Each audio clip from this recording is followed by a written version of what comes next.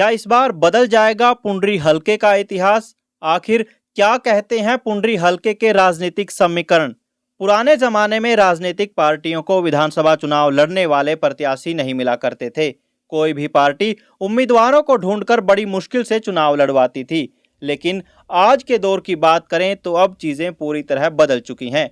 अब हर पार्टी के पास ना चुनाव लड़ने वाले उम्मीदवारों की कमी है और ना पार्टी में अलग अलग गुटों की।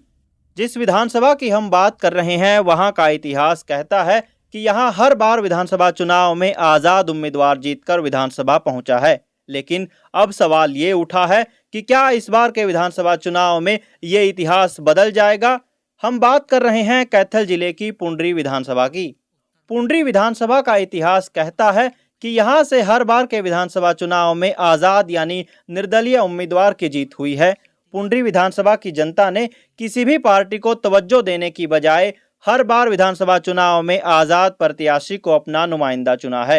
अब पुंडरी की जनता के पास एक भी ऐसा मजबूत उम्मीदवार नहीं है जो आजाद होकर इस बार की विधानसभा में अपनी ताल ठोक सके। कुछ समय पहले यहां से जो उम्मीदवार अपने आप को जनता का सेवक और आजाद प्रत्याशी मानते थे, वो सभी अब जनता का आशीर्वाद ना लेकर किसी न किसी राजनीतिक पार्टी का आशीर्वाद ले रहे हैं।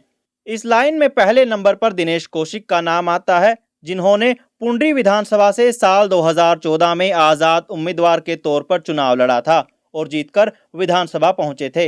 हालांकि बाद में उन्होंने बीजेपी पार्टी का समर्थन कर दिया। अब दिनेश कौशिक पूरी तरह से बीजेपी के हो चुके हैं। उसके बाद दूसरा नंबर आता है रणधीर गोलन का। रणधीर गोलन भी पुंडरी विधानसभा से साल 2019 में आजाद प्रत्याशी के तौर पर चुनाव जीतकर विधानसभा पहुंचे थे और बाद में इन्होंने भी 2019 में हरियाणा में बनी गठबंधन सरकार का समर्थन किया।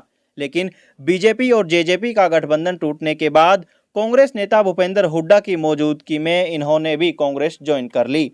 अब ताज़ा खबर आ रही है कि विकास तंवर, जो पिछले लंबे समय से पुंडरी विधानसभा में आज़ाद उम्मीदवार के तौर पर इस बार विधानसभा चुनाव लड़ने की तैयारी कर रहे थे और एक मजबूत प्रत्याशी के तौर पर अपने आप को दिखा रहे थे, वो भी अब पुंडरी की जनता के लिए आज़ाद नहीं रहे, क्योंकि आज ही विकास तंवर ने भी कांग्रेस नेता भूपेंद्र हुड्डा की मौजूदगी में कांग्रेस ज्वाइन कर ली है।